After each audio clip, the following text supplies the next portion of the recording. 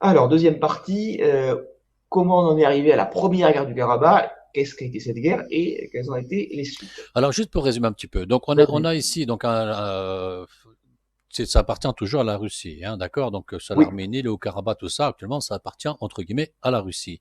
Mais dans la absolument. Russie, il y a des forces qu'on appellerait Azerbaïdjan, arménien, et il y a également un endroit où il y a le Haut-Karabakh, et effectivement, qui déjà, à ce moment-là, je suis bien compris, il y a une petite, ils étaient en train de se disputer plus ou moins cette partie-là. Et pour avoir la paix sociale, les Russes, ils ont investi à cet endroit-là pour avoir la paix sociale. Donc, comme tu disais, C'est le ça. Haut-Karabakh était plus ou moins plus riche, entre guillemets, en diversité, qu'en Arménie ou en Azerbaïdjan. On est bien Absolument. d'accord jusqu'à présent. Que le reste de l'Azerbaïdjan, Voilà, oui. donc on est bien Voilà. d'accord que là, pour le moment, on ne parle plus d'Arménie, on ne parle pas d'Azerbaïdjan, c'est tout ça, c'est la Russie. Pour le moment. C'est l'Union soviétique. C'est Pardon, l'Union soviétique. l'Union soviétique, c'est ça. C'est créé en décembre 1922. Alors, ça commence en 65. Enfin, les origines du conflit, on peut les tracer en 65. Euh, c'est pas un hasard. Nous en avions parlé dans la troisième émission sur la question arménienne. C'est le début de la campagne internationale sur l'accusation de génocide arménien. Je n'y reviens pas, j'en ai longuement parlé, qui est lancée par le gouvernement soviétique, je vous le rappelle vraiment très brièvement, euh, contre la Turquie pour déstabiliser un membre important de l'OTAN, un des rares qui ait une frontière directe avec l'Union soviétique, et qui est candidate à l'Union européenne. Enfin, ça s'appelait la Communauté européenne à l'époque. La candidature turque est acceptée en 63, il y a 60 ans, et la campagne sur l'accusation de génocide commence en 65. Ce n'est pas un pur hasard. Et ce sont les Russes qui auraient lancé cette accusation des génocides contre les Arméniens. Absolument, C'est même pas les absolument. Arméniens. Enfin, évidemment que certains Arméniens étaient notamment soviétiques, étaient tout disposés à faire ça, mais c'est le gouvernement soviétique qui a véritablement lancé la campagne. D'accord. Et la même année, un certain nombre d'Arméniens du Haut-Karabakh demandent le rattachement de cette région autonome azerbaïdjanaise à la République soviétique d'Arménie. Donc ils le demandent à Moscou. Et à partir de 66, un certain nombre d'Arméniens de la République soviétique d'Arménie présentent la même demande à Moscou. Et à chaque fois, Moscou va dire non, parce que ça créerait trop de troubles à l'intérieur du Sud-Caucase. Et les soviétiques ont créé un monstre, ou plus exactement recréé un monstre, qui va progressivement leur échapper. D'accord. Et c'est qui ce Et monstre? le nationalisme arménien, bien sûr. Alors, nous avons parlé des attentats des années 70-80, je n'y reviens pas. Soutien soviétique jusqu'en 83, je n'y reviens pas. Juste sachez que périodiquement, dans les années 70, début des années 80, cette demande est à nouveau présentée. Nous voulons le rattachement du Haut-Karabakh à la République soviétique d'Arménie. Et juste un petit fait, pas si petit d'ailleurs, qui vous montre comment le monstre a échappé à son créateur. Des chefs nationalistes arméniens qui ont massacré, expulsé des Azéris, notamment aux Zangezur, notamment en 1921, parce que les Dachnak avaient résisté dans le sud de l'Arménie jusqu'en 21, juillet 21, c'était Garagin Nejdeh. Or, Nejdeh était un raciste déclaré, donc on va mettre beaucoup de temps pour le définir, et qui s'est enthousiasmé pour Hitler, et qui a largement collaboré avec le Troisième Reich, qui a recruté des volontaires arméniens pour la Waffen-SS et pour la Wehrmacht, qui a été arrêté par les soviétiques, condamné à 25 ans de goulag et discrètement assassiné en 55 au goulag. Donc après la mort de Staline. D'accord. La Fédération révolutionnaire arménienne, qui a été autorisée à s'implanter en Union soviétique, surtout depuis 85, déjà un peu avant, mais surtout 85, assassine 7 policiers azerbaïdjanais au Karabakh, où les choses se tendent de plus en plus. D'ailleurs, les Azéris du Karabakh ont déjà été expulsés par les autorités autonomes. Et le surlendemain, donc le 10 août 91, ils assassinent Valéry Grigorian, qui était un négociateur arménien avec les Azerbaïdjanais. Et l'idée directrice de ce monsieur Grigorian, c'était de dire aux Azerbaïdjanais, bon, l'URSS s'effondre, on va avoir une Arménie indépendante, un Azerbaïdjan indépendant. Moi, ce que je vous propose, c'est que vous nous garantissez que le Haut-Karabakh va rester autonome, et moi, je vais convaincre Erevan de ne pas demander l'annexion. Bah, Parce qu'il avait compris. il était sage, Et ce c'était monsieur. Ah ben absolument. Ça nous aurait évité des dizaines de milliers de morts, cette Ben solution. oui. Mais précisément parce que la FRA ne veut pas de cette solution, elle l'assassine. Parce que sait-on jamais, il pourrait convaincre les Arméniens. Attends. T'es en train de me dire qu'un Arménien dit, écoute, voilà, il y a un problème entre vous, les Azerbaïdjanais, et nous, les Arméniens, c'est le Haut-Karabakh. D'accord? Oui, Il y a un problème. Bon, que de se taper sur la gueule et d'avoir des milliers de morts et déporter ce qu'on veut, ce qu'on vit aujourd'hui, il a eu l'idée lumineuse de dire, bon, chacun reste chez soi, et là, ça sera une entité autonome. à l'intérieur de l'Azerbaïdjan. À l'intérieur de l'Azerbaïdjan, autonome, bon, bah, chacun pourrait vivre en totale liberté comme il le souhaite. C'est ça. Et il a été C'est tué ça. par les Arméniens, les extrémistes arméniens, Par c'est ça. les nationalistes arméniens pour dire, écoute, ton idée ne nous convient pas, tu risques de convaincre des Arméniens, donc d'être contre nous qui voulons, si j'ai bien compris, le Haut-Karabakh, donc on dégage. C'est ça. Voilà. Et alors, pour vous donner une idée de l'ampleur de la tragédie, il y a eu, alors ça je cite, c'est un rapport du député britannique David Atkinson, qui était membre de l'Assemblée parlementaire du Conseil de l'Europe, qui a fait un rapport en février 1995 sur les réfugiés en Azerbaïdjan et en Arménie.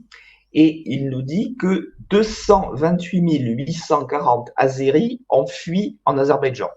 228 000 Azéris d'Arménie ont fui en Azerbaïdjan. Donc à peu près 230 000 personnes. Là, on parle de 100 000 Arméniens qui auraient retrouvé l'Arménie. Là, on se retrouve déjà à plus de 2 fois la quantité de. C'est ça. En sachant que là, il y a eu des assassinats pour accélérer le mouvement, D'accord. etc. La guerre du Karabakh dont je vais parler à l'instant s'est traduite par l'expulsion d'environ 700 000 Azerbaïdjanais du Karabakh. Donc là, c'est un morceau qui est en quelque sorte arraché de fait, juridiquement non, mais de fait à l'Azerbaïdjan. Et là, on est sur à peu près 700 000 personnes. Le résultat, là où je voulais en venir, c'est qu'au milieu des années 90, un habitant sur 7 de l'Azerbaïdjan est soit un réfugié d'Arménie, soit une personne déplacée depuis le Karabakh. 1 sur 7. C'est comme si en France, on avait presque 10 millions de réfugiés. Waouh! 700 000 personnes qui ont été déplacées. 700 000, on parle même pas de 100 000. Depuis le Karabakh. Parce Depuis que le le total, Karabakh. c'est presque 1 million. Oui, oui. Entre ceux qui ont été expulsés d'Arménie et ceux qui ont été expulsés du Karabakh, on est presque sur 1 million. C'est marrant, on n'en parle pas beaucoup en France de ça. Et On en c'est. a un peu parlé à l'époque, mais aujourd'hui, enfin, ça commence, ça commence. J'y viendrai. D'accord.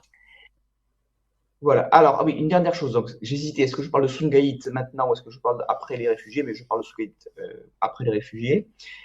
Sumgait, c'est un événement violent qui a eu lieu dans la banlieue de Bakou en février C'est quoi 88. Sungait? Et c'est une banlieue de Bakou, D'accord. tout simplement, comme n'importe quelle ville de banlieue que vous voulez. D'accord, Sungait, c'est une banlieue. D'accord. C'est pas une personne, quoi. Voilà, C'est un banlieue. comme Créteil, par exemple. D'accord. Ok. Et Sumgait, c'est une banlieue à l'époque pauvre, mais encore plus pauvre que le reste de l'Azerbaïdjan, et où des personnes expulsées par Staline en 48-53, j'ai zappé ça parce qu'on n'a pas le temps, mais il y a eu des Azéris qui ont été expulsés d'Arménie en 48-53, une centaine de milliers. Et c'est également à Sumgait que sont arrivés plusieurs milliers d'Azéris expulsés d'Arménie en 86, 87, début 88. D'accord. Donc on a envoyé tout ça dans un banlieue qui est déjà encore très pauvre, quoi. Donc C'est ça, c'est ça. Donc, ces gens qui sont dans un état de misère financière et intellectuelle vont être cyniquement utilisés par certains éléments du Parti communiste de l'Union soviétique et certains éléments de la mafia arménienne soviétique pour dissimuler ce qui est en train de se passer en Arménie soviétique.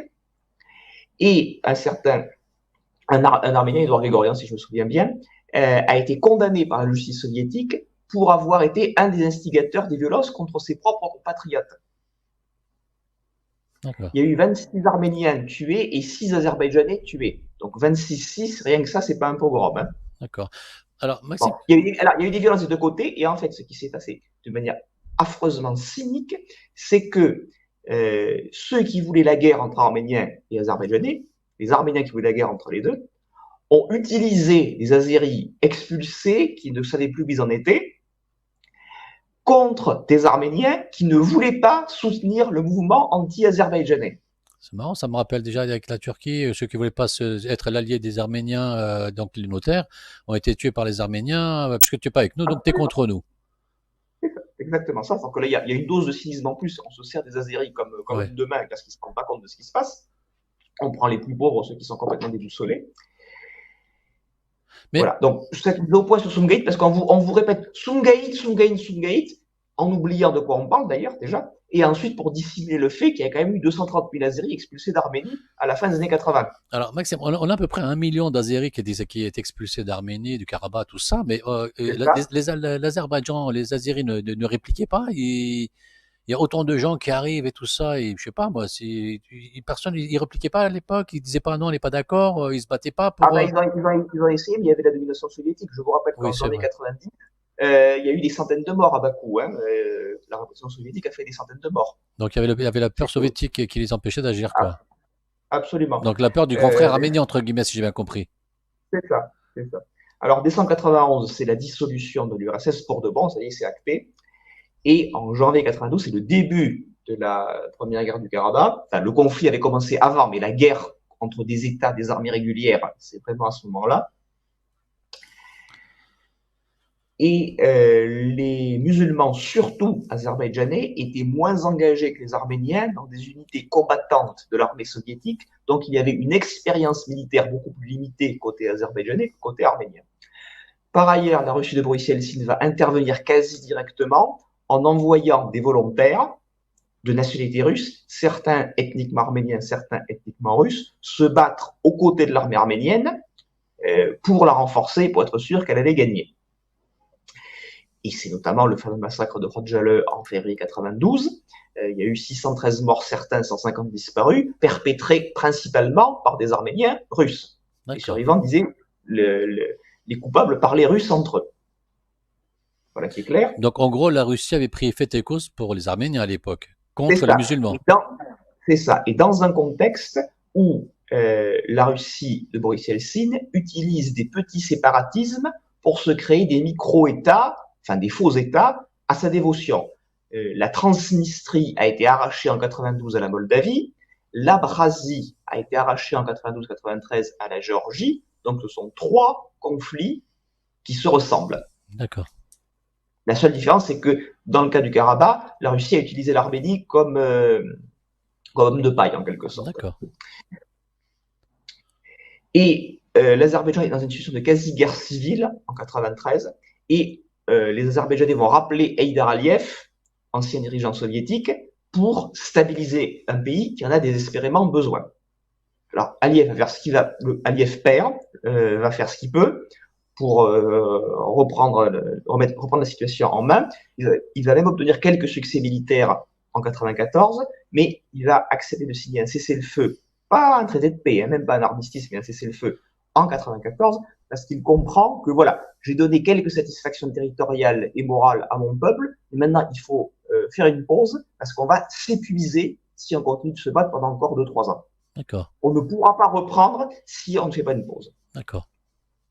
Et c'est une des raisons pour lesquelles les Azerbaïdjanais sont extrêmement reconnaissants à Aliyev Père, qui est décédé il y a 20 ans, c'est parce que par 2 fois, il les a sauvés de la russification complète.